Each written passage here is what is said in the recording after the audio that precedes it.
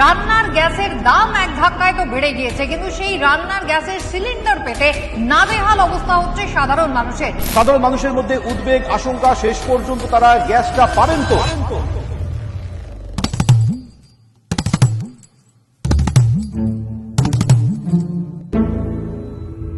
আমার গ্যাস নাই ভাই, কাল বুকিং করেছি, বুকিংটা নিল কিনা ঠিক বুঝতে পারছি না। আমার ঘরে গ্যাস নাই, আমি একলা মানুষ। এখন আমি ধাইয়া, আমি বিলাট পরীক্ষা করে এখানে আমি ধাই ভাই করে এসেছি, গ্যাস নাই বলে এখন কিছুই বলছে না এরা।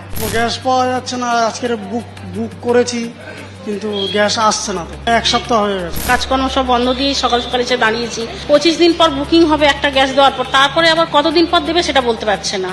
তো আমাদের তো অবস্থা একদম খারাপ। আমি এখন 4 দিন দিয়ে অর্ডার করে আছি, আমাকে এখন ডিলার আমি দিল না। আমি ব্ল্যাকে কিনে আনছি, যা 1990 টাকা দাম, সে আমার 2200 টাকা কিনা পড়ছে। এই যে পেট্রোল পাম্পে দেখতে পাচ্ছি প্রচুর লাইন পড়েছে, মানে এখানে কি লাইন থাকতো না? না, এখানে লাইন থাকতো না। সকাল 6টা থেকে রাত্রি 8টা, 10টা, 11টা পর্যন্ত 2-4টে 10টা হাতে গোনা গাড়ি থাকতো। 4টে পয়েন্ট আছে।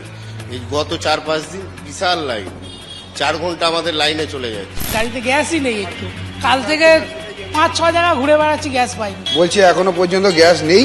আজকাল গাড়ি চালাতে পারবো না, গ্যাস কোথাও নেই, কিভাবে চালাবো? হ্যাঁ, এরকম সবার ম্যাক্সিমাম। হয়তো দেখা যাবে আর কিছুক্ষণ পরে গাড়ি বন্ধ হয়ে যাবে। গাড়ি বার কোথা থেকে করবো? গ্যাস না পেলে কোথা থেকে গাড়ি করবো? গাড়ি রাস্তা পড়ে থাকবে আর কি করবো।